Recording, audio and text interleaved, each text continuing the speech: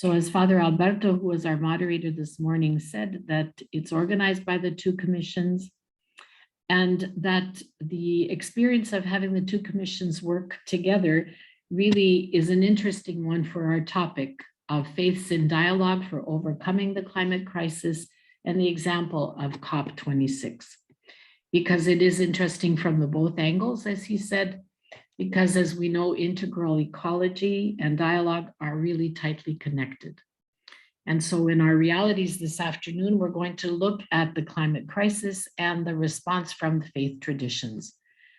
And as we are looking at it from the point of view of our faith traditions and our own beliefs, we're very happy and grateful to Brother Andreas, who will begin our afternoon with prayer. So Brother Andreas, the floor is yours.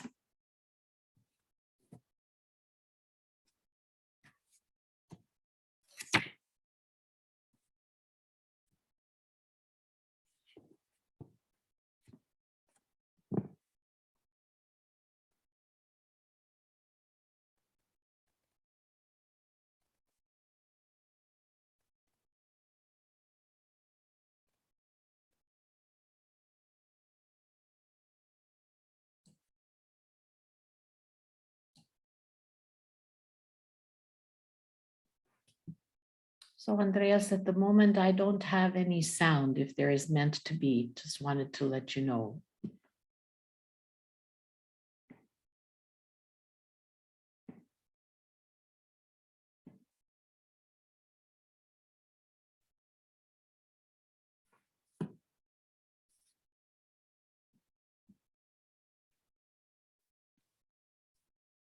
I don't think he realizes it. Brother Andreas, I think your microphone is still muted and we do not have sound.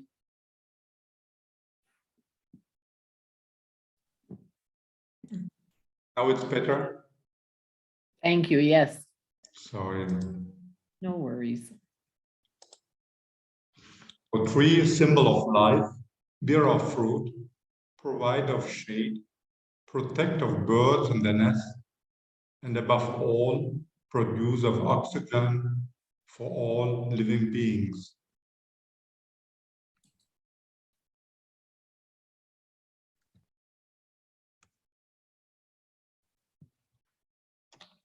Andreas, I invite you to share your screen once again. Thank you. Can you see the screen? At the moment, no. Oh, there's something wrong now. Let me try again, because there's something not in order.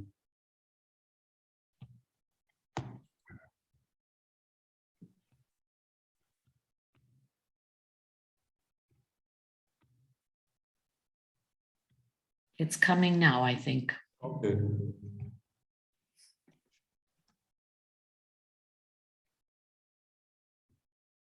Okay now? Yes, it's fine. 3. Are we aware of what the tree needs to live? Certainly we are. Are we aware of protecting the donors of life? Certainly we are. Alas, this is a dilemma we live with.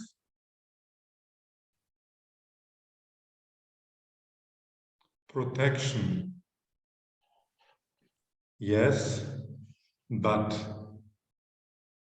at the same time we continue to exploit the earth more and more and more.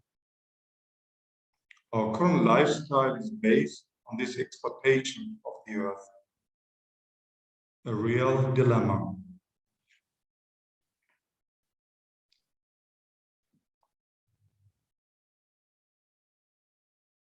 God of all life, alone we get more and more entangled and stuck in contradictions. God of all life, help us to take the necessary steps for a true conversion and for sustainable ecological transition.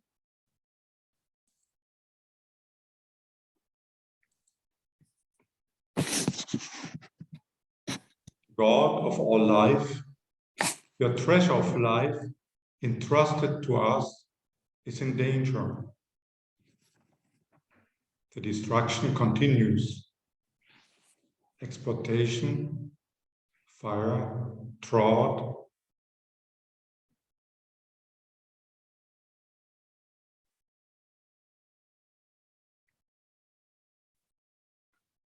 God of all life, help us to live in solidarity between present and future generations. Help us to live in solidarity with all your creation. God of all life, bless us and bless our interfaith dialogues and initiatives. Amen. Amen. Thank you very much, Andreas. And so allow me to introduce myself as well. I'm Mary Babic. I'm a sister of Notre Dame de Sion, Our Lady of Zion. And it's my privilege to be here with you and to try to move us through our afternoon together. You all have chosen, as Ricardo has asked, the interpretation of the language you would like to hear this afternoon. So a few little housekeeping things like that.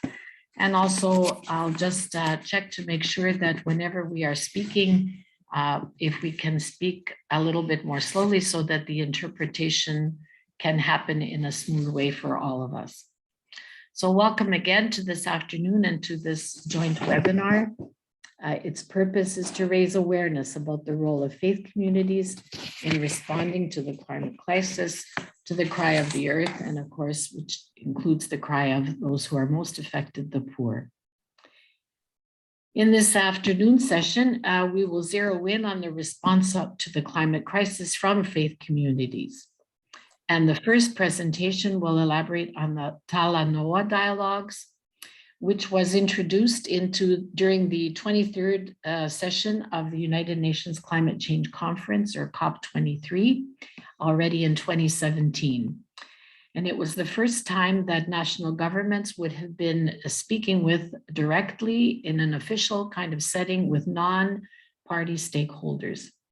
And in the presentation from Reverend Heinrich, he will focus on the involvement of faith traditions in this process.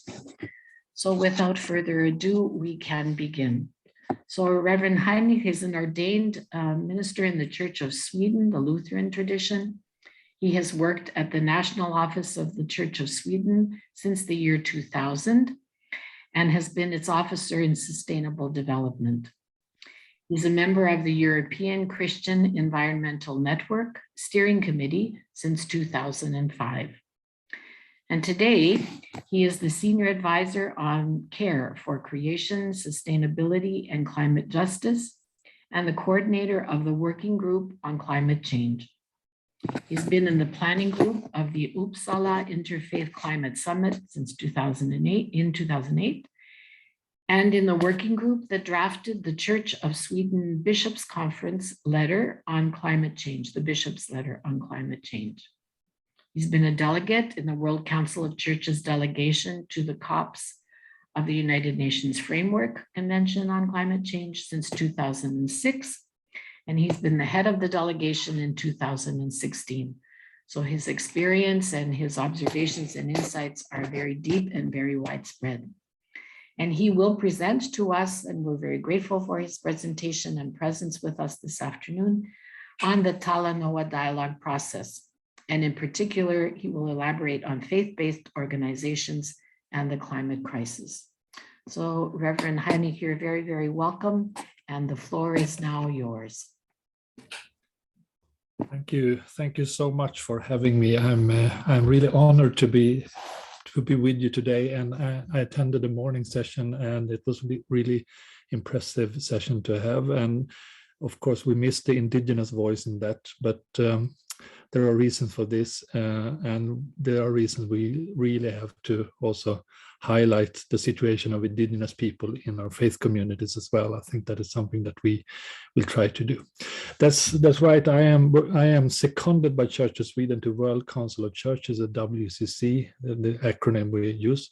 And for some years now, I have been leading the working group of climate change. Now, some might think that the work that environment and climate was something very special that churches and faith communities sort of addressed when everybody else did. But just to show you that this discussion in all our traditions, I know from the Roman Catholic, but I also know from a World Council of Churches ecumenical network that we have been dealing with the discussion on how we relate to the creation or to the earth. Already at the World Council of Churches Assembly in Nairobi in 1975, one of the outcomes was to search for a just, participatory, and sustainable society. The assembly was prepared for some years, and the report from the Club of Rome called The Limits to Growth, published in 1972, was of course something that had an impact on the discussions. This was some years before the sustainable development concept was proclaimed by the Brundtland report to the UN in 1987, which also resulted in the second global UN conference on environment that was held in 1992 in Rio de Janeiro. This is when we got the United Nations Framework Convention on Climate Change, or as is in acronyms is UNFCCC. We also got the precautionary principle and the Convention on Biological Diversity.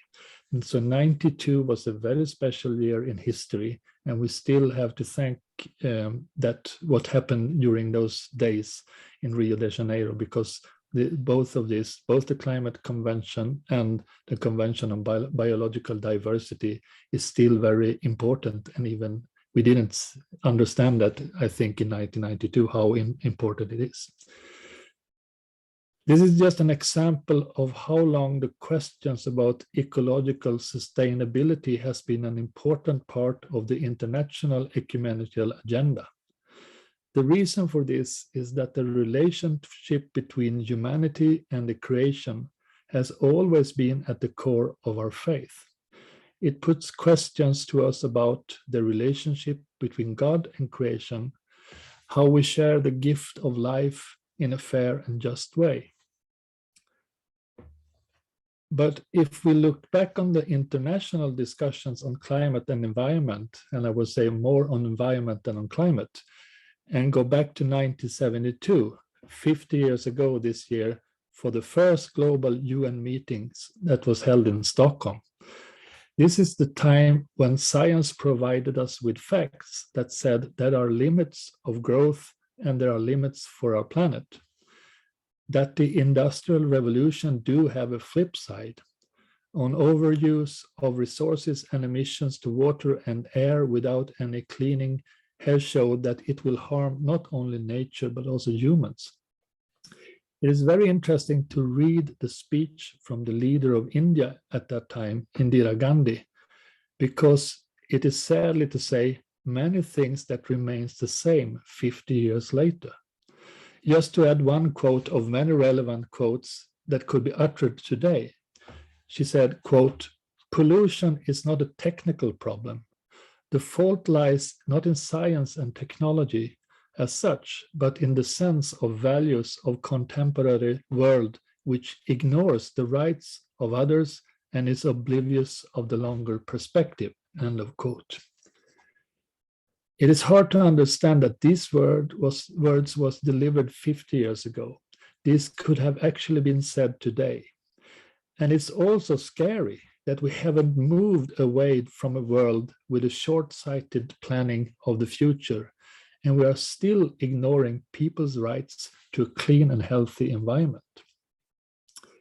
In my understanding of the discussions today, the voices of faith is an important addition to this discussion. We are in such an emergent situation that we need to do a huge transformation in a short time, and every kind of human activity needs to contribute to this transformation, even religions or faiths. I find a quote from Gus Speth from Yale School of Forestry and Environmental Studies very interesting when he said, quote, I used to think that top environmental problems were biodiversity loss, ecosystem collapse, and climate change. I thought that 30 years of good science could address these problems. I was wrong. The top environmental problems are selfishness, greed, and apathy. And to deal with these, we need a cultural and spiritual transformation. And we scientists don't know how to do that. End of quote. This quote puts the light on an often forgotten dimension on how to come to terms with climate change and other ecological problems that we have created over the last 100 years of rapid industrial development.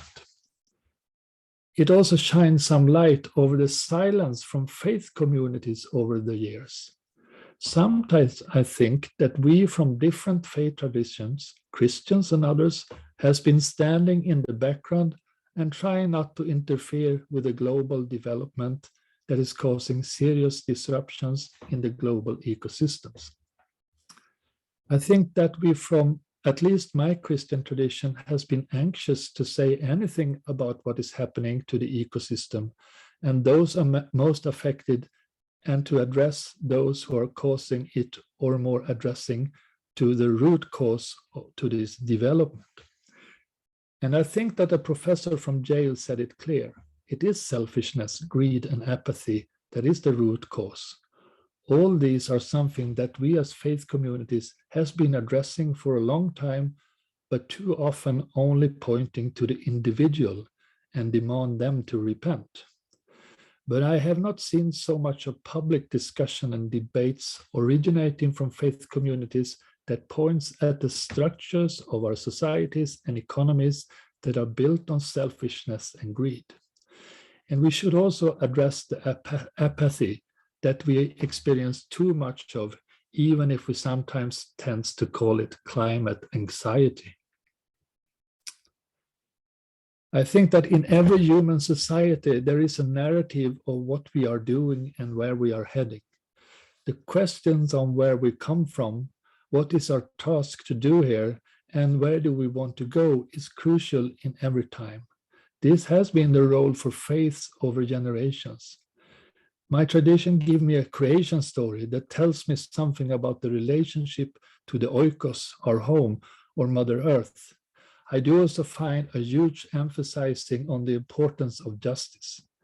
The message of incarnation brings to me is to understand the creation as holy and that God is a God for all life. The narratives that you can draw from that should drive us to speak out against the selfishness and greed that destroys our common home. That is a narrative that forms us to act for justice, also climate justice. It is a narrative that wants to bring us from apathy to compassionate humans on a holy earth. And this is just one way of interpreting the narrative and from one tradition. There are many other ways and other traditions that can help us to address the major problems that we stand in front of.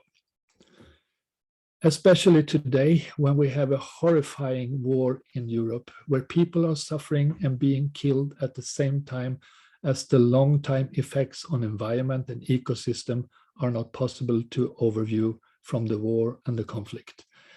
And we should also at the same time address all other conflicts on this earth that is doing the same bad or evil things. In times like this, we need narratives that speaks out about a way out of the extractive economy, exploitation, as Brother Andreas said put it in our opening prayer. Extractive economy that fossil fuel is a great deal of. The linkage between fossil fuels and the war in Ukraine is obvious. It is not to diminish the suffering and evil of what is happening in Ukraine today. That is awful and must stop. But this war is financed by fossil fuel that Russia exported to many European countries that haven't said anything about the Russian behavior to its neighbors before. So fossil fuels destroys in double ways. In long term, it threats our climate and ecosystem, and it finances a very dirty and horrendous war. I will end this first part now and talk more about the Interfaith Liaison Committee and the work that has been done and what we plan to do in the future. But I think that the different narratives that faith tradition has is what have brought us together to act at the Conference of Parties that we tend to call COPs for the UN Framework Climate Convention for Climate Change, or UNFCCC, and also in between these meetings. It is a way of counteracting the dominating narratives that keeps on to the concept of ever-growing economy, a narrative that premiere short-sighted profits on behalf of the coming generations, a narrative that tells us that we can do whatever we want as long as it increases the monetary values. This has to stop, and faith must bring their narratives that is aiming for peace and justice and not to harm. The Interfaith Liaison Committee, I will try to make a short description of this. Being to all COPs except one since 2006, representing the World Council of Churches, I have seen more people from faith communities joining the discussions. World Council of Churches has attended every COP since the start and it might have seemed like a strange bird in the beginning, especially when climate change was regarded as a pure environmental issue. Now we know that climate change is one of the most challenging items that we face as humanity. The impacts from climate change is not anymore predictions of what to come. It is something that we live in today. That is a significant change happening over the last decade. The IPCC report, the Intergovernmental Panel on Climate Change, IPCC, report from last month and that from yesterday is utterly clear about that climate change is already happening and that we have 3 years to peak the emissions. And then we have to bring the emissions down in a very fast speed. This is very, very special situation when we say we have only 3 years. But with all the knowledge we have had for so many years, we are still raising the emissions, or making the emissions higher. The demand for a huge transformation of our global society is getting clearer and clearer for every day. To avoid the most dangerous effects of climate change, we have to change how we organize our societies. On a large scale, we have to leave fossil fuel-driven development to a renewable-based society. The production and consumption patterns have to change drastically over a short period.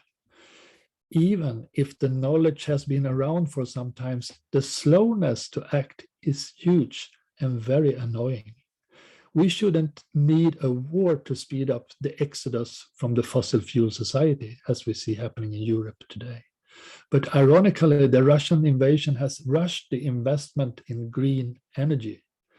At the same time, we see demands of not being ambitious and slow down the phase out of fossil fuels according to the war. Nothing could be more wrong to do that now. Over the last decade, I have seen that the concept of climate justice being mentioned more and more. This has been the core for World Council of Churches' work on climate since the start.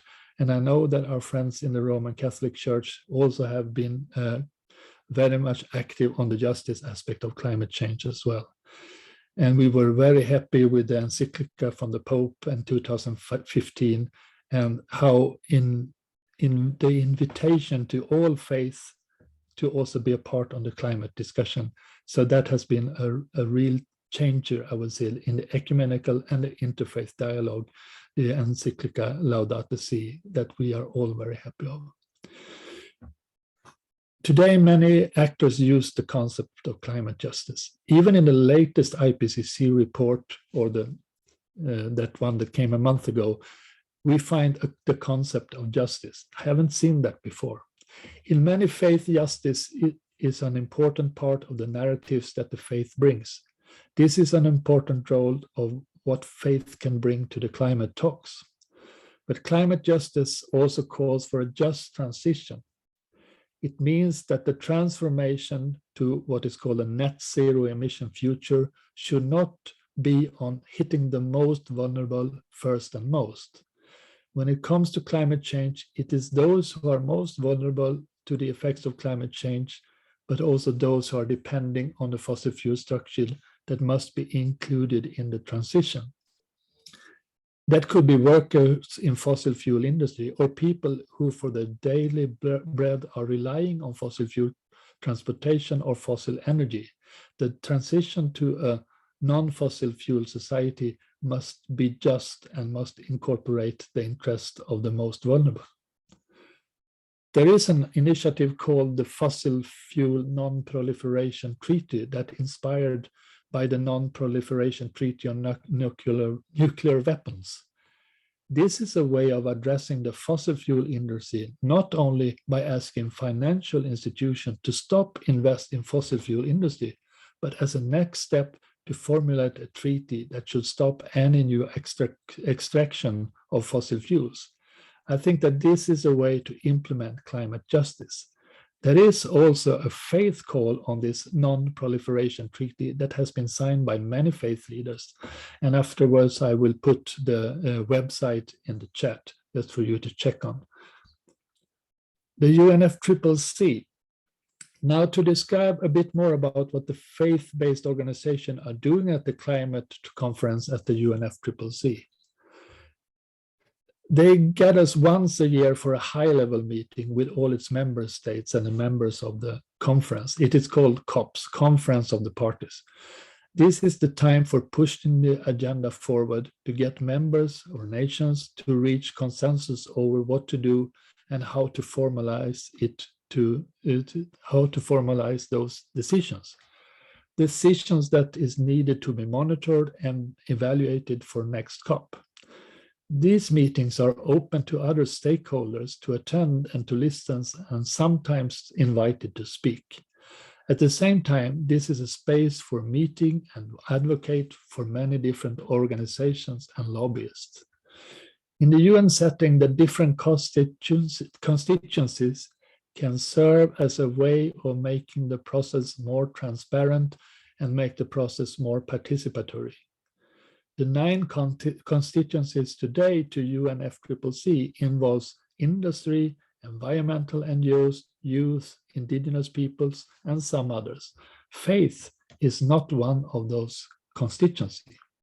But since COP19 in 2013 in Warsaw, there is a network that is in good relation with the UNFCCC Secretariat called the Interfaith Liaison Committee, of which I am, together with a friend from Brahma Kumaris, the co-chair of. And the UNFCCC Secretariat understand this Interfaith Liaison Committee as an unofficial official constituency. So there is a kind of special relation between this group and the Secretariat of UNFCCC. I think that this example might be a good example on how interfaith work can be successful without having an official status, and maybe also a way of avoiding the threat of being trapped in different organizational discussions. ILC, as an abbreviation for it, is open to everyone at COP, from the faith-based organization to contribute. ILC serves as a hub to connect to other faith-based organizations at the COPs. And the ILC managed to arrange webinars between COPs and dialogues during COPs. We have produced many interfaith statements on climate from a faith perspective from the ILC.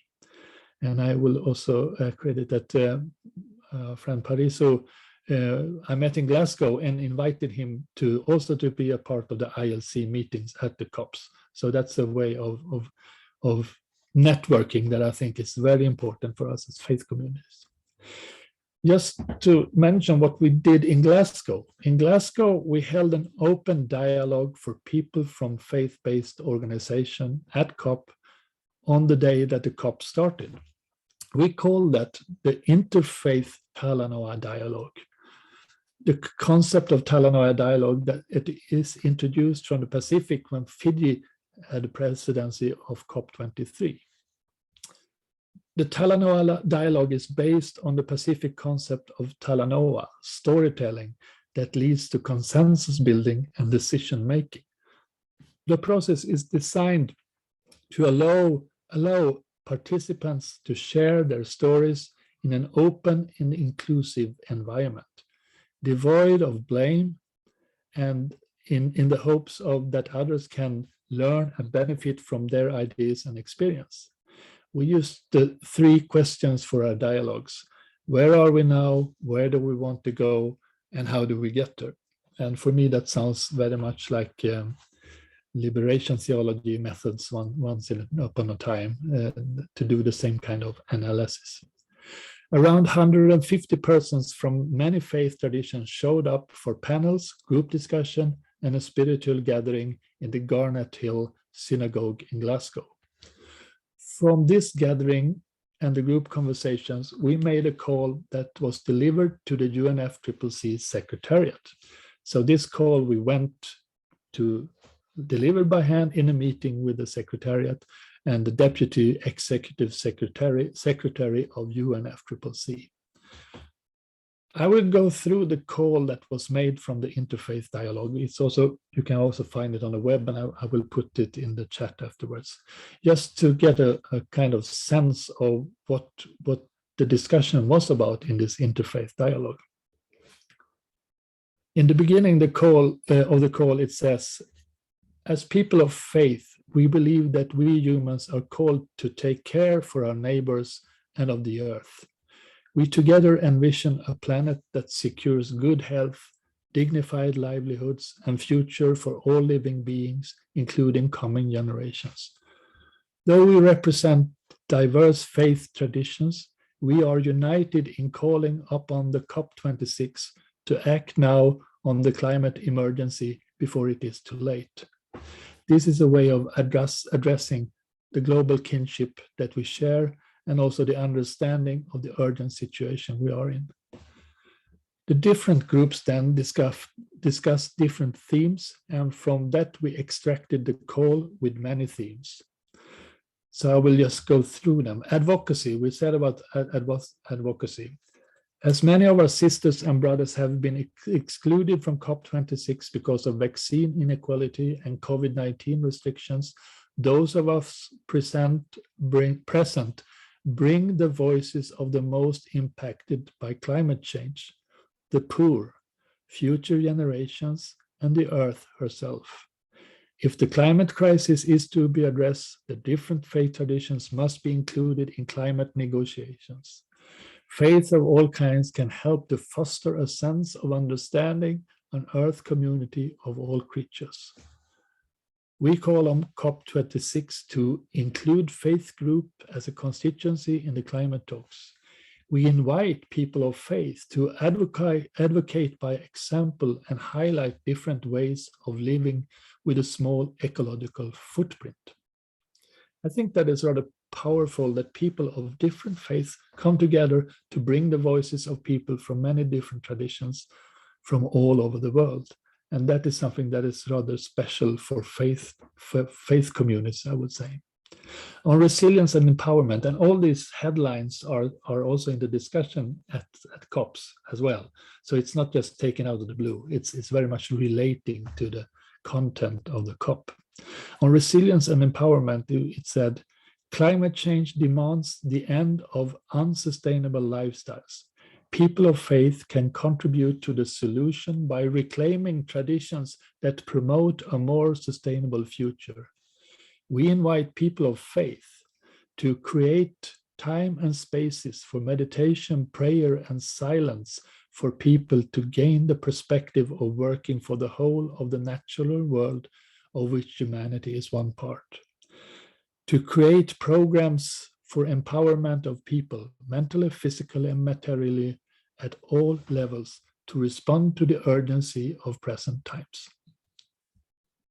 On finance, which is a very important part in climate discussions, finance plays a critical role in exiting from fossil fuel society. Yet financial resources are inequitably distributed and wealthier nations have not kept their finance pledges. We call on COP26 to provide more grants rather than loans and erase climate debts. Move from aid to just compensation for the global south. Deliver climate finance at a scale and meet the $100 billion finance target. And that was one of the disgrace of the COP, that this was decided in Copenhagen in 2009, that in 2020, this should be functioning fund of $100 billion a year, and we're not there yet. And that is that should not happen, but it happened. On loss and damage, the most vulnerable to climate change are the ones who contributed least. In the transformation to a sustainable future, resources must be made available for those whose livelihoods, homes, cultures, and identities are destroyed by climate catastrophes. We call on COP26 to effectively address loss and damage in a spirit of solidarity between global North and global South. Provide new, additional, and necessary finance to help poorer and more vulnerable countries to address loss and damage. There is a line on gender-inclusive climate action. Climate change and gender equality are closely linked. To achieve climate justice, the gender dimension must be considered. We call on COP26 to monitor and ensure that the Gender Action Plan is implemented nationally and in international cooperation, including through climate finance. Ensure that a holistic, intersectional, and transformative lens is clearly incorporated into the national determined contributions, the NDCs, and national action plans, and develop proposal and processes in consultation with grassroots women's organization. On adaptation, it says, climate-related disasters are more often occurring due to climate change, increasing to exposure and vulnerability of people. Adaptation is essential. To get there, capacity building, finance, and resources are needed. We call on COP26 to ensure adaptation is at the center of the climate agenda. Make 50% of the annual $100 billion commitment for climate action available for adaptation and available now. On human rights, it says, to have a livable planet is nothing less than a human right for all, including for our children and children's children. Climate change is threatening many human rights, such as the right to health, water, and food. We call on COP26 to promote accountability among the parties of the UNFCCC for their climate actions, in particular, improving that their climate actions do not infringe on human rights. Ensure policy coherence between climate change, development, and human rights. Uphold human rights principles in the NDCs. On just transition, it says, there is a need for a swift transition to a new economy, fueled by clean renewables. This transition must be equitable and secure decent livelihoods for all, regardless of class, gender, and race. We call on COP26 to develop spaces for social dialogue, ensure that the cost of transitioning to a post-fossil fuel economy do not fall on the already vulnerable, including by providing training, compensation, and social protection for workers. On science, it says, the science is clear. The 1.5 Celsius degree limit could be breached within 2 decades, And the only way to halt further warming is through drastic reductions in greenhouse gas emissions. We need to act on what science tells us. Science plays an important role in raising awareness, and faith can mobilize people to action. We call on COP26 to take decisions that align with climate science delivered by IPCC reports. Involve faith-based organizations and their tradition to promote a more sustainable lifestyle. Indigenous people, which I think we from faith communities are especially do have to work on that question. It says, Indigenous people are caretakers of nearly 50% of the land and 80% of the Earth's biodiversity. Indigenous people and local communities are key to a sustainable future. We call on COP26 to protect Indigenous people's rights when taking action on climate change, to take notice of the Indigenous wisdom and worldviews. On youth, it said, climate change is a reality now and even more for those who are young today. Intergenerational justice must be taken into account when decisions are made to set the planet on a more sustainable path. Climate justice includes intergenerational justice. We call on COP26 to incorporate an intergenerational perspective in every decision made to halt greenhouse gas emissions, to ensure the representation of young people in climate discussion. And the last point is global governance. Our climate governance and collective action must be founded on the principles of humility, justice, global listening, and inclusion, embracing the vital importance of local and ethic of caring for all, with a clear commitment to take care of each other across the whole of the human family. Current global governance structures and commitments made therein are inadequate to confront the urgency and gravity of climate crisis. What is missing is action and adequate grounding in the necessary values. We call on COP26 to start a process to design and build new global institutions and initiatives based on ethic of caring for all, with a clear commitment to take care of each other across the whole of the human family. Foster a spirit of ethical leadership and accountability in the UNFCCC decision. Close the gap between the word and deed in the climate decision made under UNFCCC.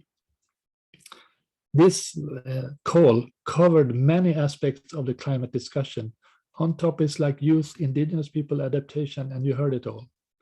These voices of faith communities is one important contribution to the climate movement. It can bring a more holistic understanding in the climate challenge. It can provide a narrative that leads people forward to solutions. Faith communities are also grassroots networks. In most religions, gathering of people at the local level is the base of its existence. If climate transitions should be happening, the value-based communities, or the faith communities at the grassroots level, must be a partner. The challenge humanity is confronting today is a need of a swift change. Those kind of transformations need to have a value-based driving force to become real. Faith is one important part of the value-based actors in our world. Faith do have narratives for change and to take responsibility to act. We need science to know what to do. We need political will and agreements to achieve the change. But we are often ignorant to the important part that is the moral obligation to act and the narratives that takes us where we want to be. To sum this up, this is what we did at COP26. Now we are planning for COP27 in Sharm el-Sheikh in Egypt. We are aiming to have a Paranoia dialogue again and also to work with people of faith in the region. But even for those who cannot travel to COPs, we are thinking on how we can create a community of people of faith to stand up and act for climate justice. I am sure that the world must have faith voices in the great transformation that we are standing in front of. Just remember what the Intergovernmental Panel on Climate Change said yesterday. 2025, the emissions of greenhouse gases must peak and being decreased at a very fast pace. We cannot do that without faith, and people of faith must stand up together and connect people to each other to create a culture of peace with earth, and at the same time create peace on earth. Thank you for listening.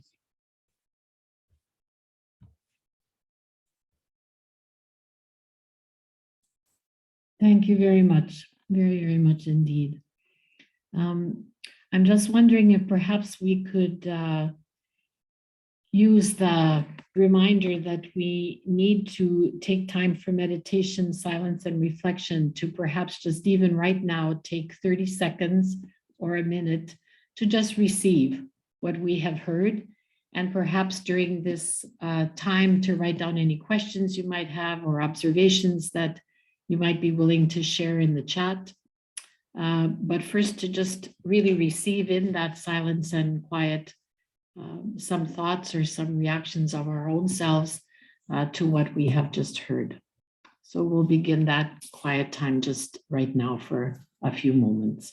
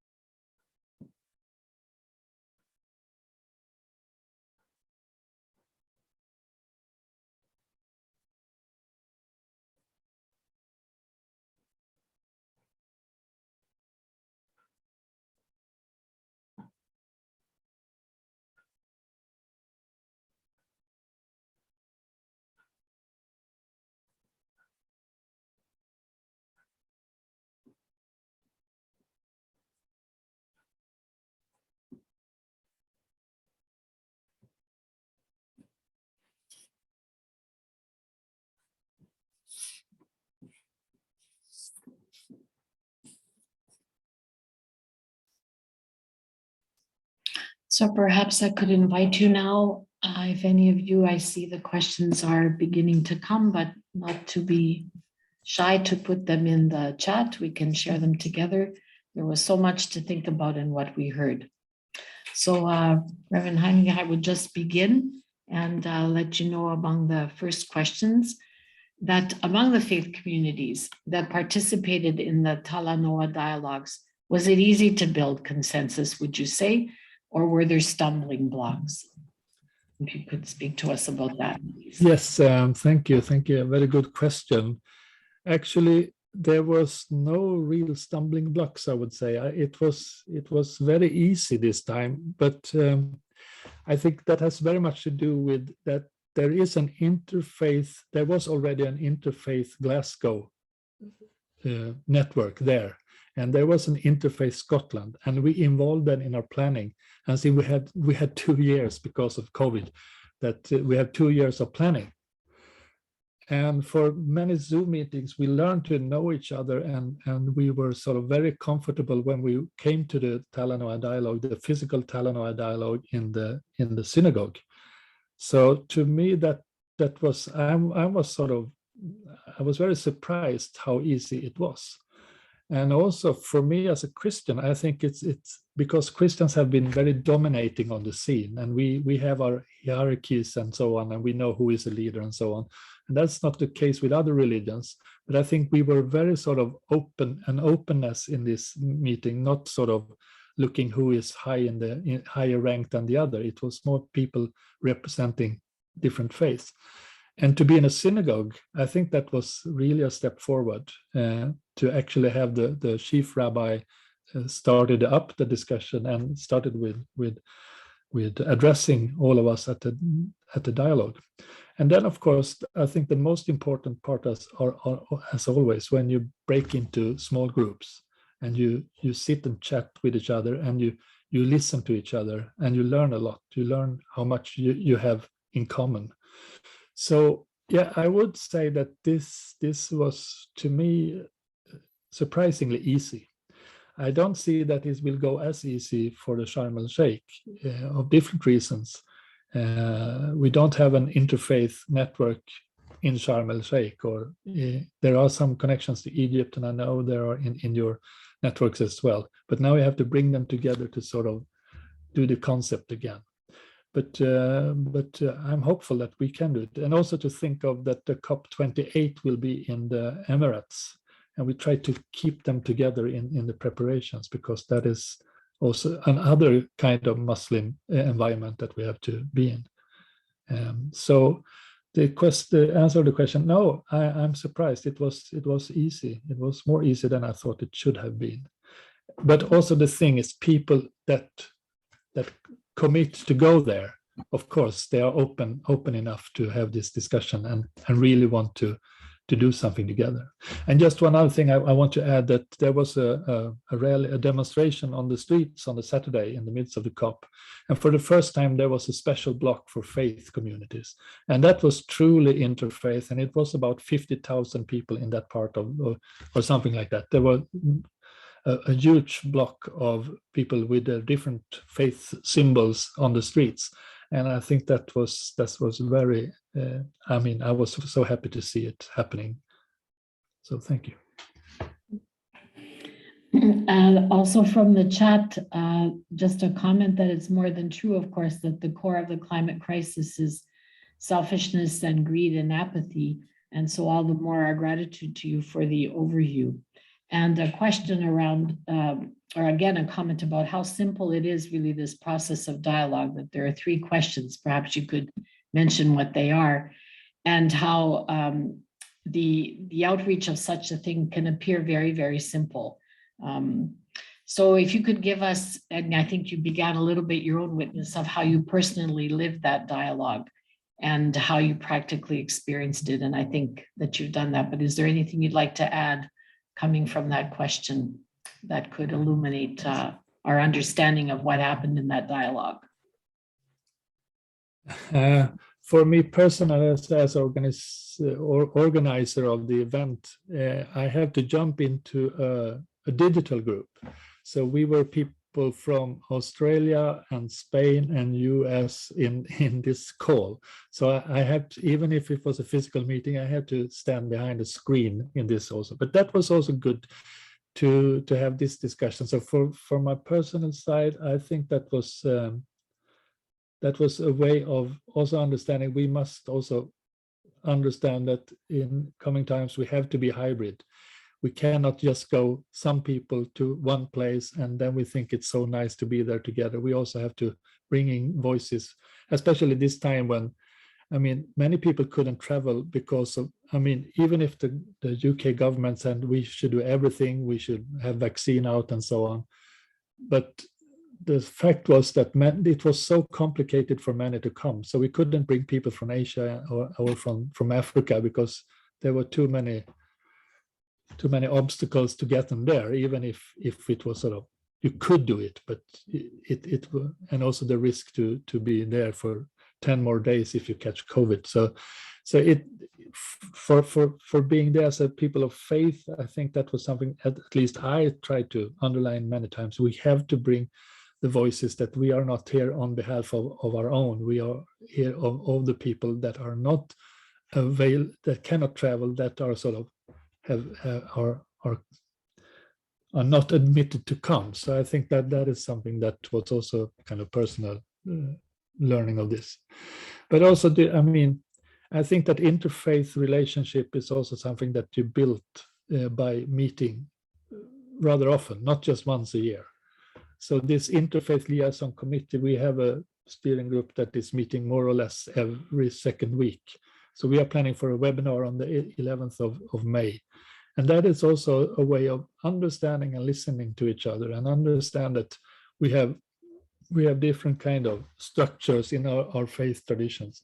And I think that is very, you have to talk to each other to learn each other more. And I not just to sort of have the prejudice on how Catholics are or how Muslims are. If you have this talk, and especially on a topic like climate change, that is a very good learning experience also, I would say. So it's very much you walk the path as you make it at the same time. You are sort of create the way you are walking together, and to me that has been. I mean, I haven't been into interfaith. Yeah, I've been into interfaith discussion for many years, but it's also the learning process from it, from ecumenical and interfaith is, and I do think it's also very important to have the faith voices in a global setting like in UN. It is so important that we can demonstrate that people of different faiths can come up with a kind of with the same kind of moral to put a moral obligation to act, that we from very different faith communities can stand together on this. I think that is very powerful, and that is something that we need to understand, especially Christians need to understand. We cannot just go there as we are the only faith organization on the earth. We have to do this together with others. Actually, there's a question in the chat also about how to involve persons of other confessions that haven't been incorporated yet into the dialogue, into the councils. Would you have anything to add there, especially perhaps connected to the fact that you said sometimes to be unofficial doesn't mean that you can't be successful? So I wonder if there's a way to marry those two questions and what you might be able to tell us.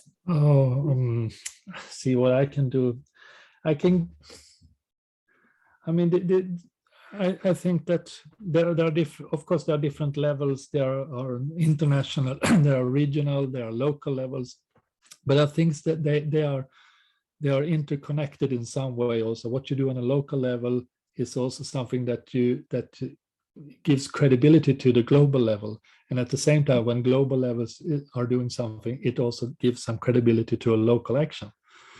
So I think that to do both is very important. For example, I've been into what was called a cluster group on water and faith in Stockholm, and it was initiated by a secular organization called Stockholm International Water Institute, and they asked, could we do because water is very much also about values, could you do something that from different faiths, how do you understand water in your faith? And I thought that was very interesting to listening to my Catholic friends from Hindu perspective, from Islamic perspective, from Buddhist perspective, what water was in their faith. And that kind of discussion on this topic locally is also something that we can draw upon from in a regional or in a global context as well, what you are doing. So the more we can focus or to have discussion on this, what I see is the global threats on ecosystem, the more we can have this kind of discussion and understanding of each other, the better we can come out of it. And I do think also another part of this is the indigenous people's voices in this as well. Especially from Christianity, we have to learn how much we missed in the indigenous perspective on the relationship to ecosystem. Coming from Sweden, we have the Sami people in the very Arctic region, and we have not behaved as good as we should from the Church of Sweden over the years, but now this is something that has come up, but also to be inspired by the spirituality of different indigenous communities is something that could actually also help us to find our roots again in our own traditions. So not good answer to the question, but at least I tried. Well, they're all connected, like Laudato Si tells us. So everything is connected. We just have about a minute left before we move on to our next topic. I just want to say also from the chat that I think what you were answering now also is connected to one of the comments there, that it's important in interfaith dialogue to have just not the leaders involved, but to have, let's say, ordinary people who sometimes have very little, what seems to be little ideas, but that are, of course, connected very practically and in a common sense way, in a very human and profound way to the bigger ideas that we need to have in the world. And that leads me to another question, if we can just take a few seconds here, about if you have any ideas of how those who are most affected, the poor, of course, can be protected in this time when there is a transition between fossil fuels and another kind of energy. Do you have any thoughts on that? Yeah, I've thoughts on it, but I don't think I have a good answer to it. But I think, first of all, we often talks about climate change, and it's about energy and industry and how we can make this transition. And we too often forgot that the most vulnerable are the ones who already are affected by climate change, but also the transition might also be hitting them harder than others. So the concept of climate justice must also involve a just transition.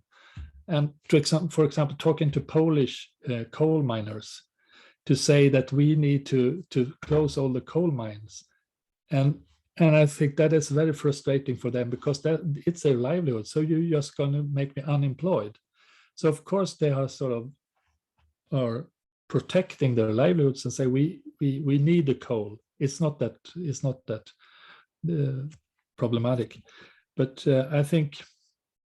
And that is part. So the transition must be you must incorporate that part. And I recommend the Kate Raworth, the Do Not Economy, that she wrote, that if you have a kind of there are limits for what the ecosystem can take. There must also be a social floor. So that must be included. It's not just about the environment. It's about the justice aspect. It's also a social justice that must be included. So no transition can be just environmental. It also must have the concept of just transition on a social focus as well. And I think that the churches are one of the few or faith traditions are one of the few that actually can bring both, because environmental organizations are very much focused on just the environmental agenda, and social justice movements are sometimes forgetting the environmental agenda. But I think as churches we have both the social aspect and the response or responsibility to the creation and the creator at the same time. So I think we can actually combine social justice with a just transition out to the fossil fuels. Thank you. That goes with another one of the questions, that really it all starts with a personal approach and attitude. And I think even the idea that you were sharing about the dialogues, that they went from story, which happens to a person personally, and then to a group together, to consensus, to decision making. I think it's a great model and a great key also to our faith traditions. We know that as well. So thank you very, very much. Thank you for having me. Continue. So at this time, we'll continue on to our next pair of speakers who are both Holy Spirit sisters. Sister Mary John is from India, a missiologist, and Sister Anna Dumas is from Germany. But I want to say a little bit about the Holy Spirit sisters and the sister servants of the Holy Spirit, which is, I think, a wonderful expression for the work of God in the world. They have 3,000 members in 46 countries. And for those of us with living faith traditions of our own, they have a Trinitarian spirituality, which for me already means that they're living out of the unity that offers different facets and aspects of the holy and of the divine and of the human. In their lives and in their commitments, they are committed to ensuring dignity and life-giving relationships, which all people of faith traditions can experience, but also aspire to. And so their efforts and intentions involve advocacy, awareness, action, and prayer. So at the same time, I think in a way that parallels the Talal dialogues, there's a movement inward to deepen communion, but also outward, inviting others in and widening the circle. So Sister Mary John is from India, as I said, a missiologist who has extensive experience in work with justice, peace, and the integrity of creation for her congregation. and from 2014 until very recently was a member of the General Council of the congregation. Now she's working at UISG as an Associate Executive Secretary. She's also been involved in the Commission on World Mission and Evangelization for the World Council of Churches, which includes ecumenical partners, various mission bodies, and missionary orders. And Sister Anna Dumas is from Germany, as I said, who has worked for 14 years in Papua New Guinea, training local catechists and involved in a biblical apostolate. Since 2019, she has been in Rome as the resource person for her congregation on their spirituality and the history of the congregation. She also speaks on the theme of interculturality to various groups and the challenges of interculturality and opportunities for kinship between peoples. And she's also the coordinator in Oceania of the Catholic Biblical Federation. So we're very grateful and happy, sisters, that you can be with us, and the floor is now yours. Welcome.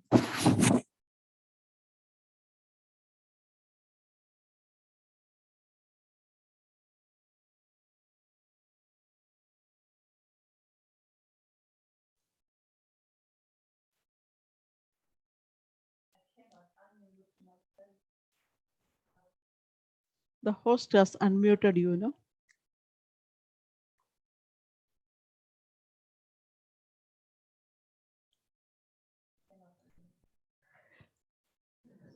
Oh, Anna says so she cannot unmute herself.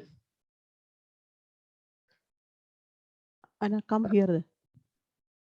Okay, thank you. I needed permission from the host to unmute myself. Now I got it.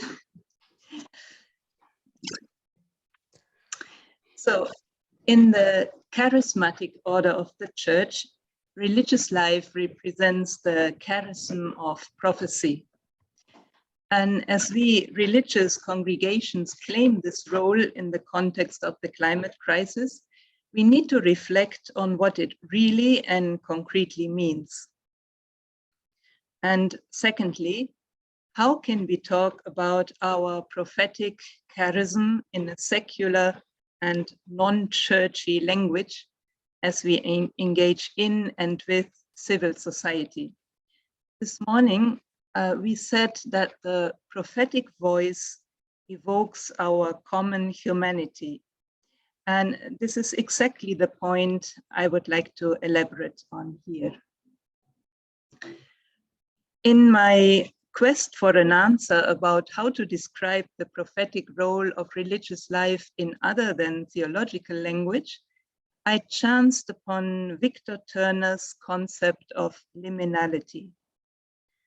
Victor Turner was a British cultural anthropologist, and he lived in the last century. Turner studied religion as a cultural phenomenon, and he was intrigued by the religious creativity of humankind.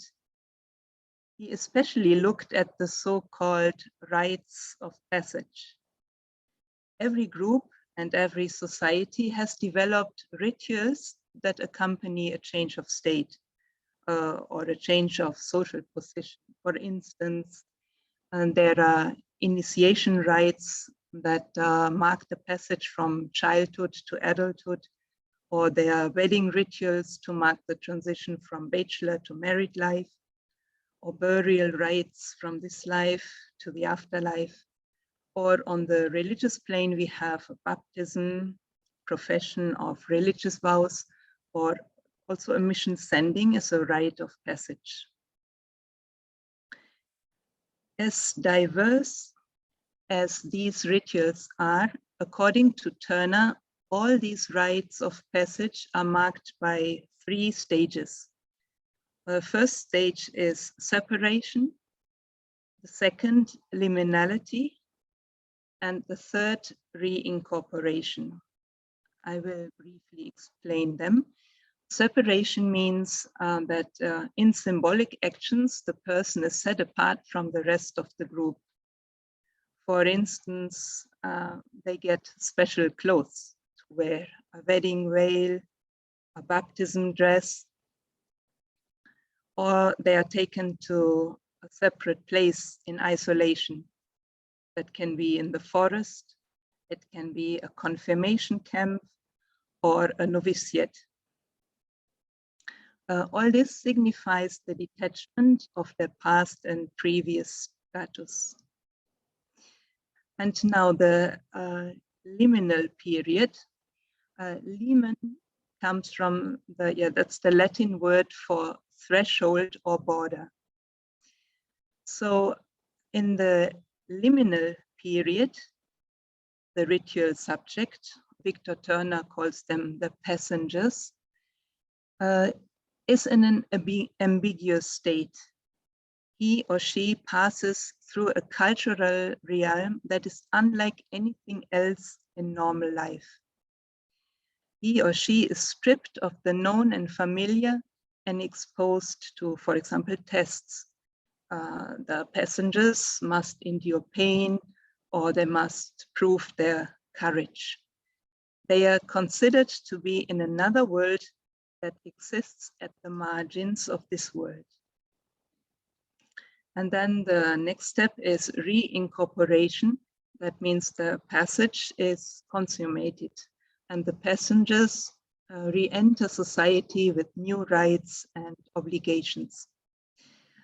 Just to explain that with the example of baptism, the 3 stages. The first stage, separation, would be the catechumenate, when the catechumen is separated and they get special instructions in the faith.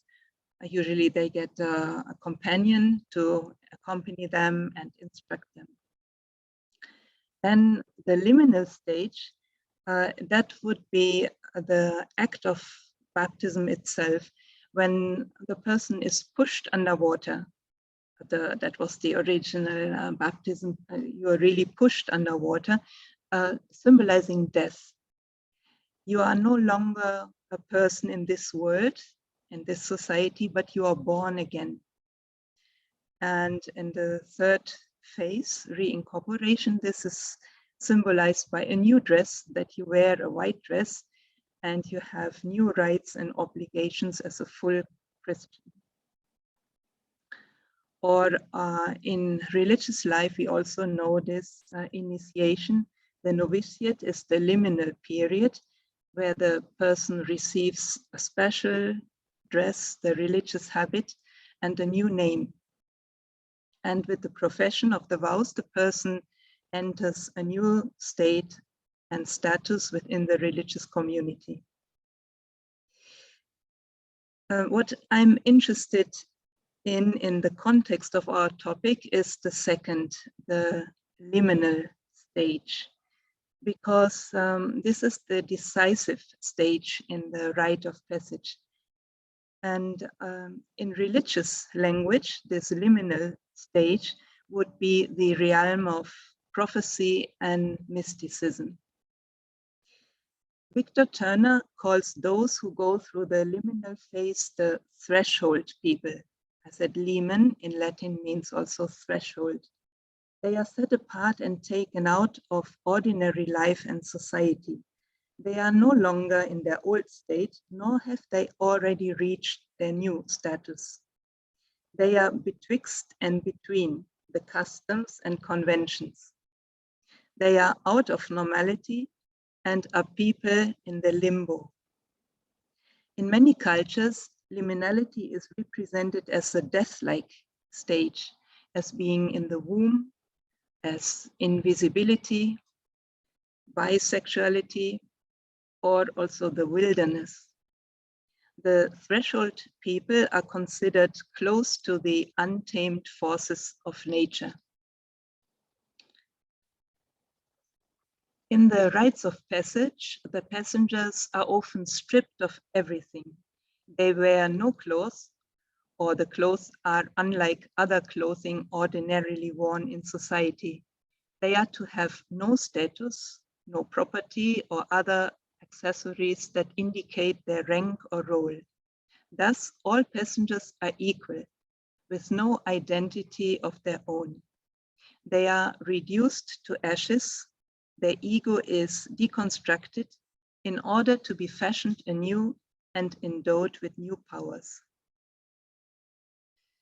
And often these liminal rights also include the suspension of gender. The passengers wear these shapeless clothes that conceal female body, for example, and they have non-gendered names. If you remember the old Christian baptismal formula that St. Paul quotes in Galatians 3, there is neither Jew nor Gentile, neither slave nor free, nor is there male and female, for you are all one in Christ Jesus. Because all secular distinctions of rank and status fall away, the passengers often develop an intense comradeship and egalitarianism among themselves. For example, if you think of liminal experiences such as a shipwreck or an imprisonment or a pilgrimage to Santiago de Compostela or a mountain tour, a sports event in a stadium, that is when people develop a bond that in ordinary life would never happen. And that is why Victor Turner speaks of the communitas of the liminal space. He does not call it community, but communitas, because it goes deeper. It means that the communitas, that the people in the liminal space live the basic humanity of all of us. They make this basic humanity visible to us. Society differentiates us in high and low, man and woman, young and old, powerful and powerless. But the threshold people are one. They are equal because they are taken out of structured society and are just creatures of nature, just human beings. And this originality, this genuinely being human, gives them special powers and a closeness with the spirits, mana, with the gods, because they are on the threshold, in the limbo, in the underworld of society, so to speak, at the fundamental roots of society. And the powers at work in the threshold people are divine or magic. These powers are not the ones that society confers, but are the powers related to our sacred humanity. And thus, although the passengers are outside society and in a lowly state without status and role, they are precious, even sacred to society. In Christian religious language, we can call the passengers therefore prophetic. They are prophetic to society because, as threshold people, they live by a logic that structured society has forgotten, but without which society cannot survive in the long run. It is the liminal logic of our creatureliness, of our shared humanity. And I think the climate crisis has unearthed this and brought it to light. Liminality offers an alternate model of human interrelatedness, not that of rights and duties, roles and status, but that of an unstructured and undifferentiated bond of common identity as human beings. And also, it offers an alternate model of relating to nature, not as the dominators, but as participants in the mysterious forces of nature. That is why the threshold people are, besides being prophetic, also mystic. They have access to the deeper realities of nature of all things. They have access to the divine. And so the threshold people remind society of its very foundation and origin. Although society unfolds in all kinds of structures, it must never forget its unstructured origin, that of creatures of nature and of being bonded together as human beings. In anthropological terms, religious life can be understood as an institutionalized liminal stage in society. Religious people, and that not only in Christianity, but also in other religious traditions, are set apart from ordinary society. They live in a sphere outside so-called normal society with norms of their own. Theirs is the task to remind society of the underlying fundamental truth of all things. They prophetically remind society where it comes from and where it is going to. The questions that Reverend Hendrik also brought to us. They remind society of its origins and its goals. To be human, to be rooted in original creation, and to be connected to the divine. And if the liminal people, if religious and religious congregations are to fulfill this their vital function for society, they must persevere in creative tension with society. They must be truly threshold people. They must confront society with an alternate logic, alternate models of being. And this has concrete implications of how we must live our religious life in the present climate crisis. And my fellow sister, Mary John, is now going to elaborate on this.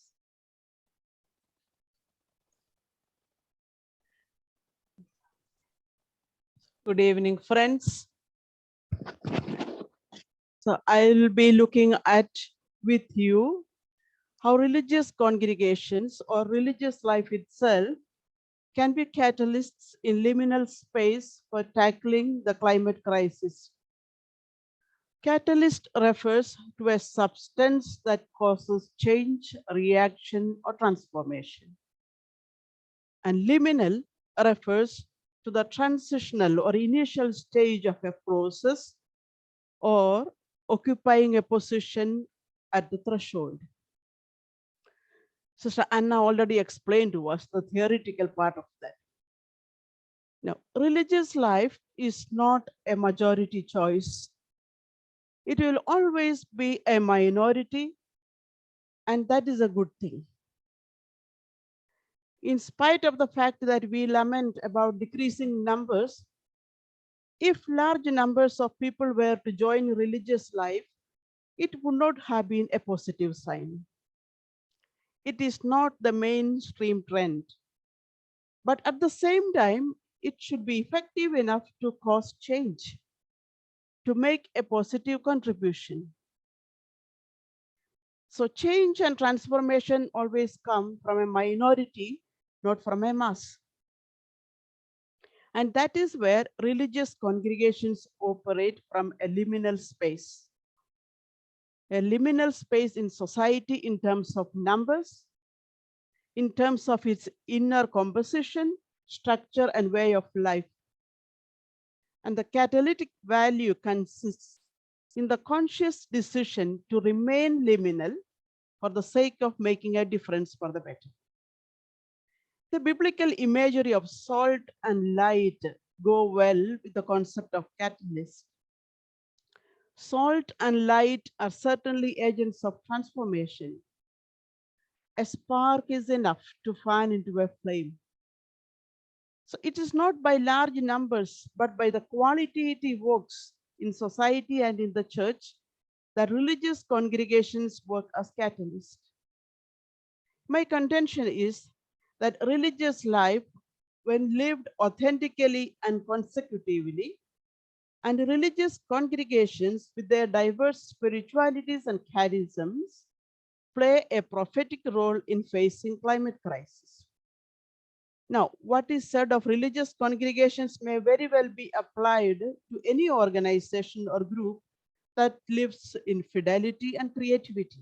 But my topic here is the contribution of religious congregations.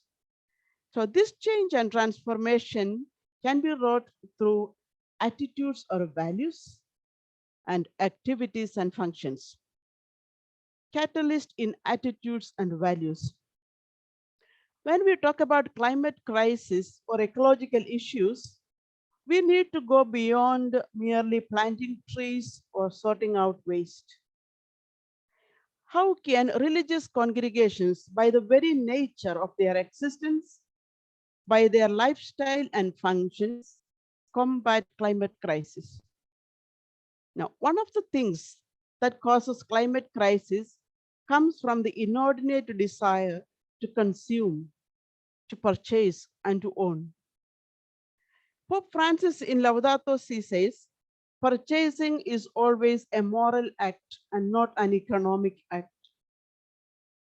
The vows, for example, that religious take will teach them to respect and care for created things, to cherish relationships without being abusive, and to follow the rules and order of a group or organization.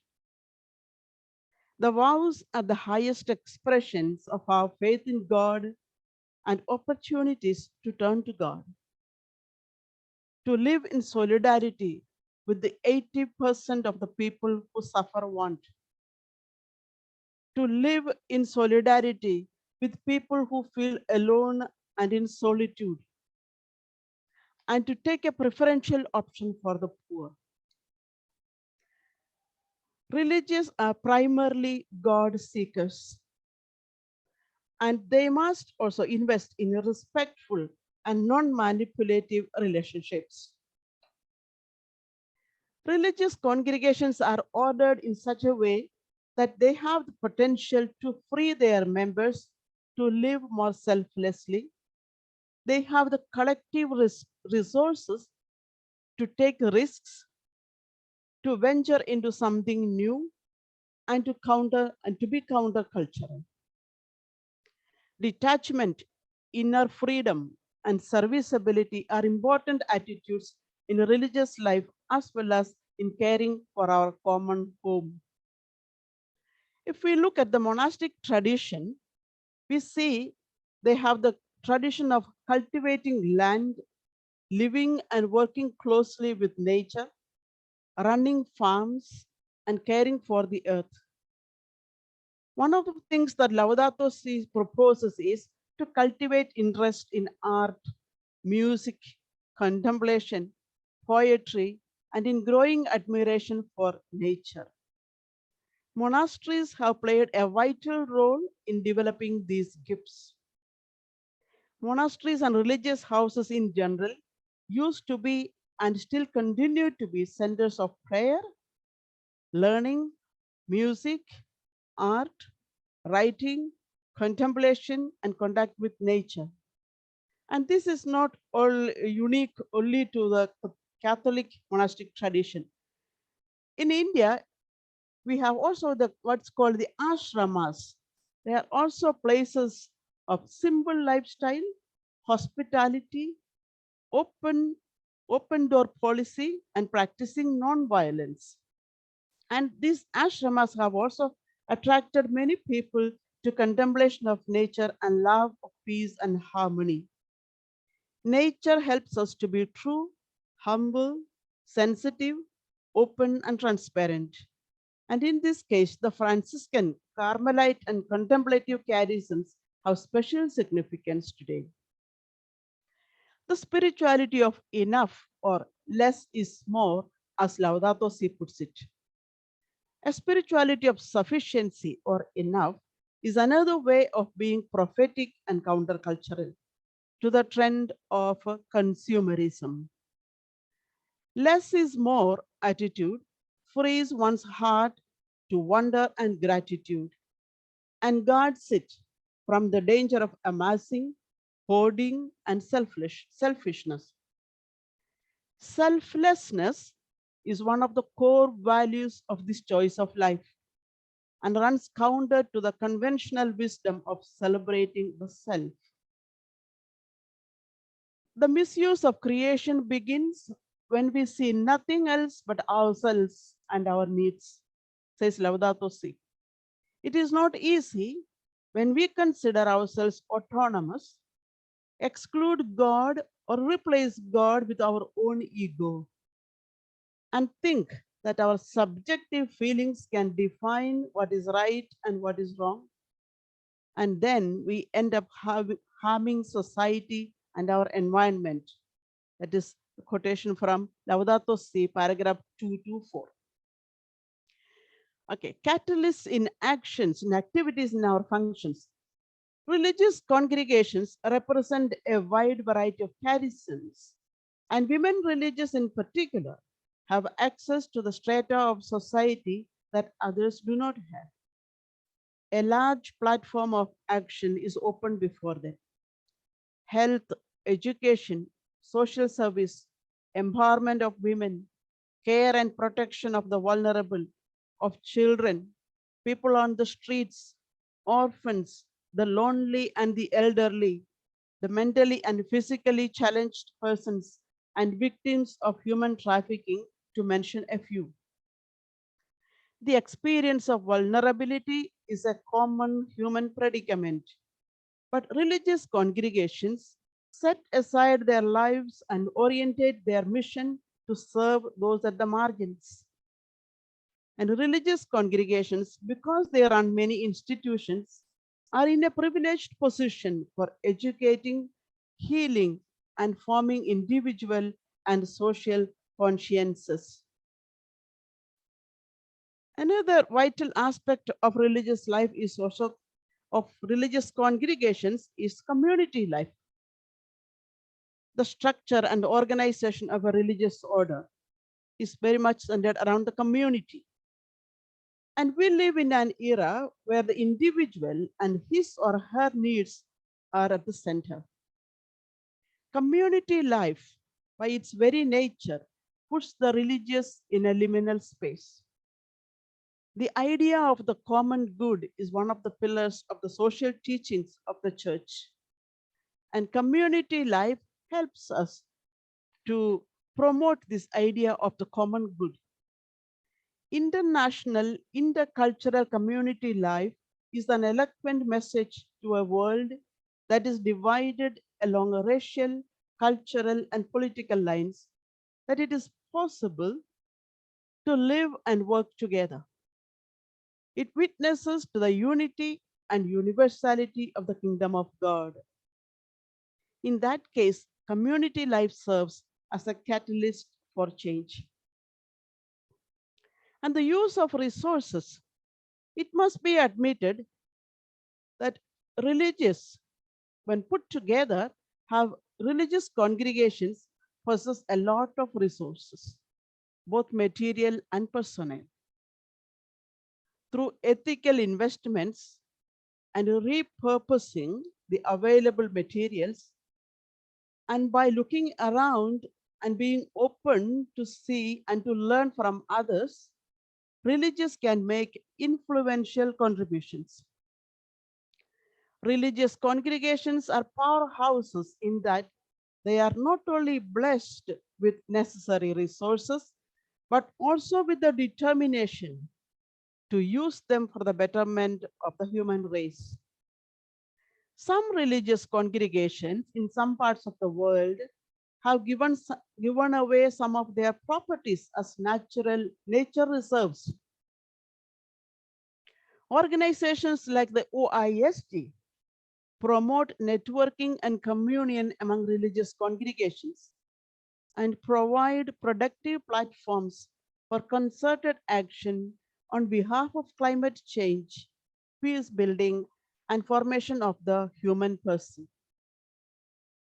Some religious congregations are spread, most religious congregations are spread even to the remotest corners of the world.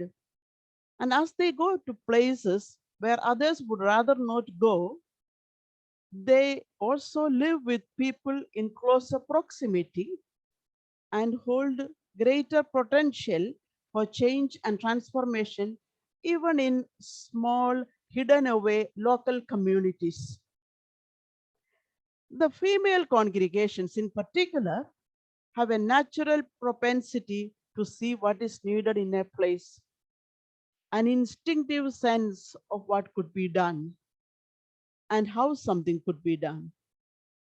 They are gifted with great potential and practical sense and ability to respond promptly and creatively to the situations which present themselves for attention and action.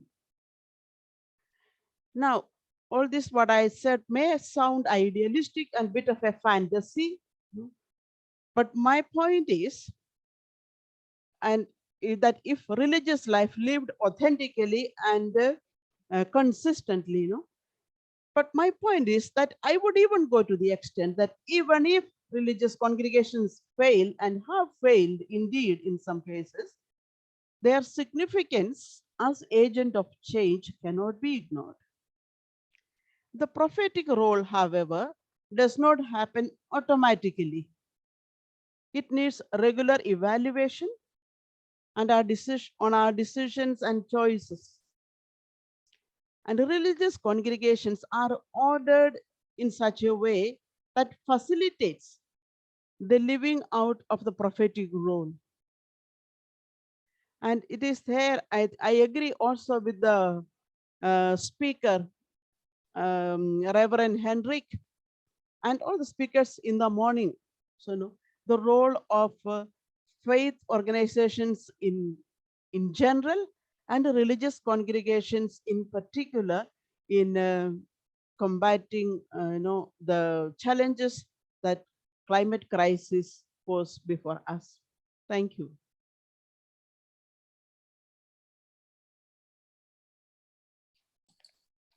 Thank you very much, Sister Mary John, and thank you also, Sister Anna.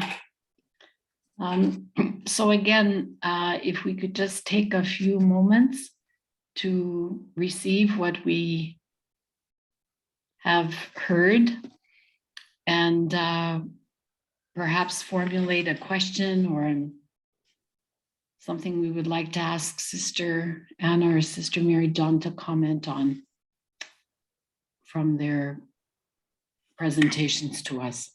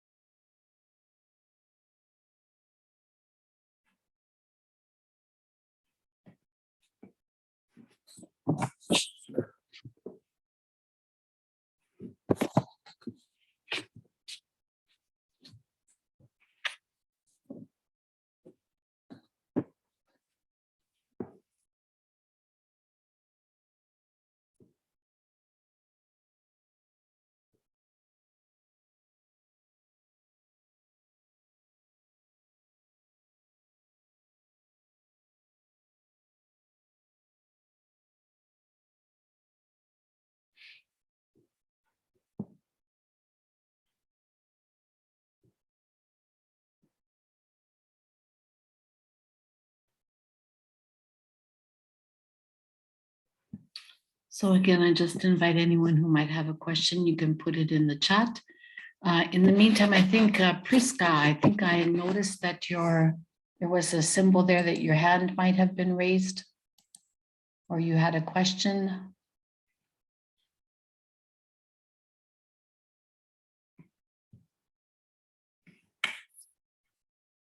Perhaps not. No, that was just congratulating the two. It was a clap symbol. Lovely. Claps are important too. We have a question. First of all, expression of gratitude for your reflection, insightful reflection. And if you would share something from your own personal experience of how liminality can influence wider society, maybe in relation to climate change, but the question of how something from your own personal experience of liminality can influence wider society.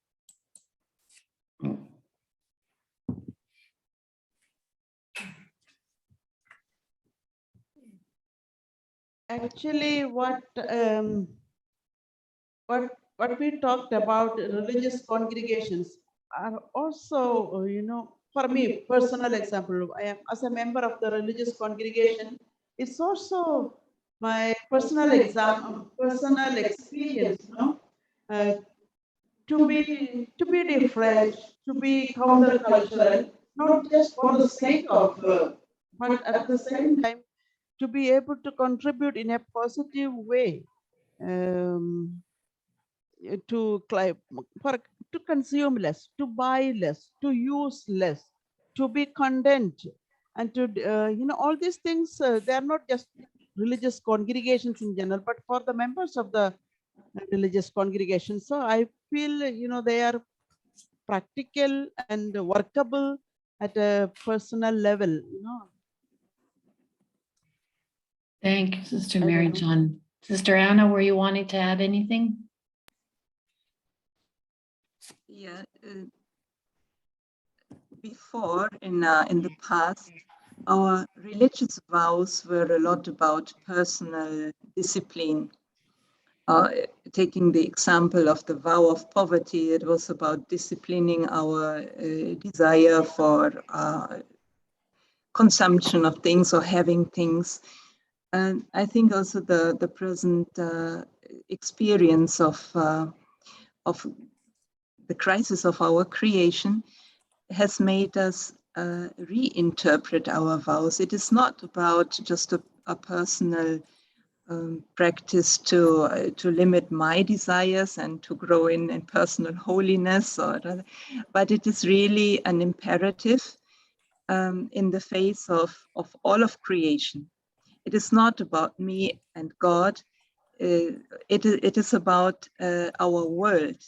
So I think we have also learned to reinterpret our vows as not only a personal practice, but also a communal practice of our congregations. I know of one congregation, for example, that has taken the radical decision not to fly anymore. They do not fly. They are an international congregation, but they do not fly. They use the technology to have all their meetings online. They have restructured their congregation so that their counselors are not centralized somewhere, but they are in the different regions or continents, and from there they travel and visit their members. This is, I would say, a radical decision, and one that our, what shall I say, like Sister Mary John said, we have resources, not only material resources as congregations, but also resources, spiritual resources that our traditions reach centuries back. And our internationality has given us such an advantage that we can see the world in wider perspective, and cultures also in their interdependence and what they can teach each other, that we can make choices and see things that others cannot yet see, because they do not have the wealth of our experience. I'm not saying we are better, but we have there also a task to fulfill. We have to share also our spiritual traditions, our spiritual resources. If we hold them back, we would fail the role we have now, the prophetic role we have now. We have a question here that might follow that, because it speaks to the challenge that it is to realize the prophetic role that religious congregations are called to take on. And but by the fact that we have a lot of resources, including institutions, is it not a common experience that having too much can get us stuck in our structures and our institutions and inhibit our freedom? So how might you comment or perhaps challenge us to reconcile this dilemma? I would add how to think about that. If you could comment on that, please. This observation is very true. We have many institutions, especially in some places. religious own a lot of institutions and many work in institutions. In some places, that is a way to be, sometimes you don't know, that is even a way of evangelization or being in mission. And it is, of course, a dilemma, the institutional versus the non-institutional ministry and how must personnel be distributed, etc. I wouldn't say that institutions stand contrary or block, being prophetic. We can also be prophetic in our institutions. Yes, if too many people are stuck there and in the structures, that might be. But institutional is also a means, a strength that is in our hands, that is in our capacity to effect change. That is how I see. I do not know. I mean, this conversation is going on in religious congregations a lot. I don't know how we can balance, and see how these two, they don't go contrary to each other. I don't see them standing in opposition to each other. I don't know if I have said so. Thank you. It comes to my mind about Saint Lawrence, one of the ancient Christian martyrs here in Rome. He was asked by the Roman emperor to hand over the treasures of the church. And he got all the lepers and cripples and sick. And with them, he presented himself in front of the emperor and said, "See, this is the treasure of the church." Maybe when we talk about our resources as religious, we should also think differently. Not count the euros and dollars and houses and properties we have, but consider our resources and our wealth, the people we have, the experience we have, the connections we have, the people that work with us, and all these things that cannot be counted in money.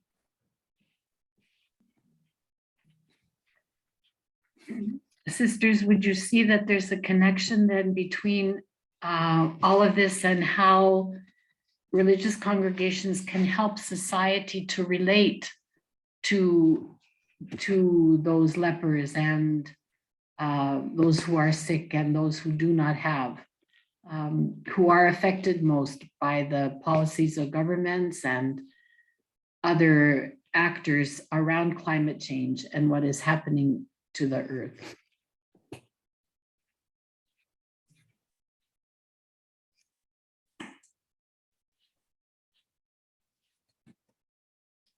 Would either of you want to comment on that? There is no easy answer, because also when a prophet talks, somebody must listen. And it is always a choice of the people whether to listen to the prophetic voice or not. But if we really, I mean, as Sister Mary John said, we fail more often than not as religious congregations, also in our personal and communal lifestyle. But if we really place these people at the margins, in the center of our lives, at least, and this is a sign, this is a hint, and for those who choose to see, they can see it. So the point actually of my my talk was also, if we are not different, we have nothing to say. If we do not choose different options, alternate models, we have nothing to say, really. We are redundant. We can be phased out as congregations. We do not then give this service of liminality, of being threshold people, to society. Society in all cultures they honor the threshold people not because they're better, but because they are a reminder to society of what we really are as human beings. And if we do, these reminders not anymore, if we don't remind society about a better world, what it could look like, then why should society listen to us? But as I see, especially here also in the UISG, the wonderful work that congregations do in bringing the peoples at the margin to the attention of the world. I think this is a voice that is being heard. And this morning also Ambassador Trott encouraged us that also world leaders are listening to faith communities, because even if the world considers itself a secular society, religion is still a vital voice in there, and a voice that that governments want to listen to. So sometimes we are also, I think, too shy, or we see ourselves too powerless, which we in reality are not. Yes. Sometimes I think it would be, what you're saying is reminding me that sometimes I think it would be a great gift if we were really to, even from a theological point of view, or even other ways, kind of think about what really our baptism, which we also mentioned earlier today as a kind of experience, were to think about what we are baptized into, the prophetic, the priesthood, and the kingship is the old word we used to use, of the one that we follow, what that means for us and what that calls of others.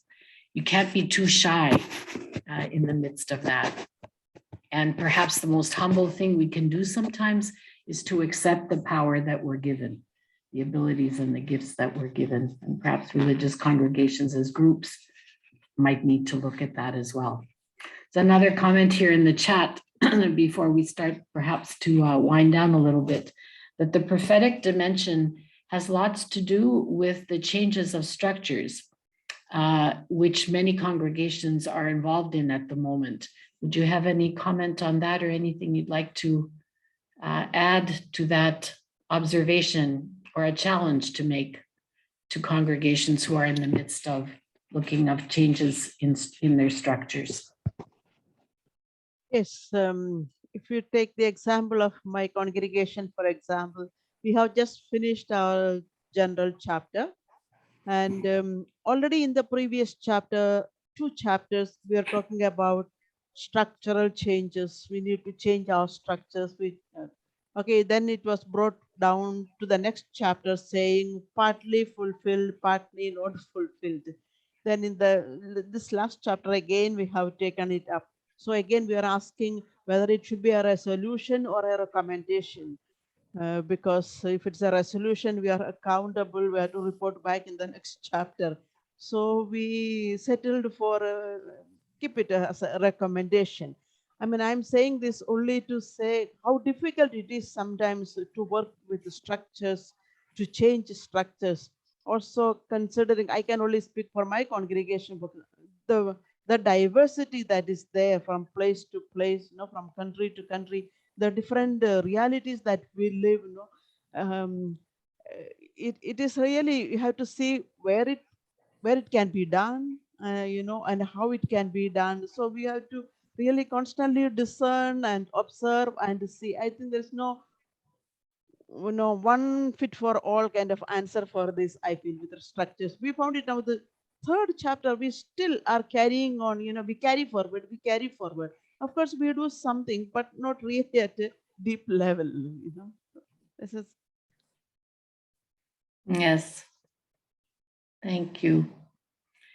There's a comment here also that takes us on a little bit of a different focus, but still connected to Laudato Si. First of all, thanks for your presentation. And then in the Commission for Laudato Si of the Dicastery for Integral Development, has designed a vision for the implementation of the goals of that encyclical. And the questioner is curious about the reception of those proposals in the world of religious. Would you have any information that you could share with that could answer this question? If you have any idea about how those goals or proposals were received by religious.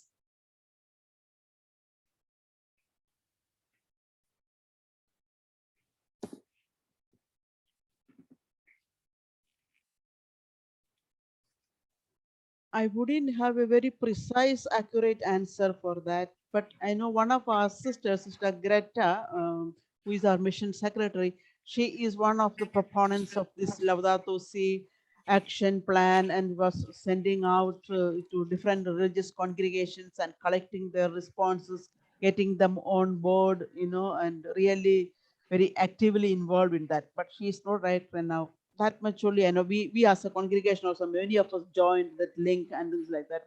But how far it has progressed or what's happening exactly, I am not so sure of. Okay. And I think Sister Isabel was trying to respond to this.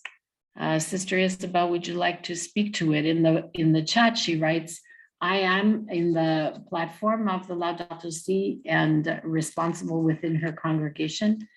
And she says that the platform has had a challenge, I guess, to be able to respond to it, and that they are on their way. So perhaps it's a little bit the same for a lot of us, and perhaps not unlike the chapters, Sister Mary John, that you spoke about, that keep moving things forward little by little. And at the same time, I think it's a deep challenge and a deep invitation for all of us to be liminal, to be threshold people, to put all that together. And Sister Sheila from the JPIC Commission, the director there, is there about 600 congregations and 675 communities are enrolled in the platform.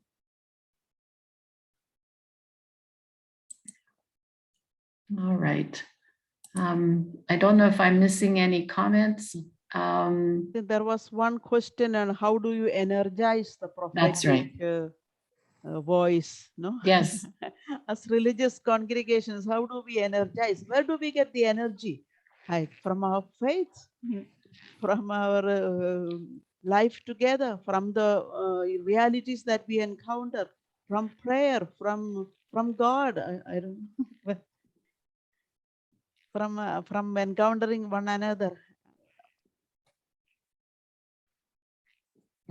Yeah, from the encounter that dialogue leads to, right? Yes, yeah. We're speaking about dialogues and work for justice, which are just so connected. I'm just aware of our time, and I think we're wanting to finish in a few minutes. I wonder if there's any final comment anyone would like to make of our speakers, or anything we'd like to say to those who we've been with today, and then we'll have some thank yous and then end our time together today. Just looking around to make sure I'm not missing any hands that are up. Sister Margaret, thanks for your thumbs up.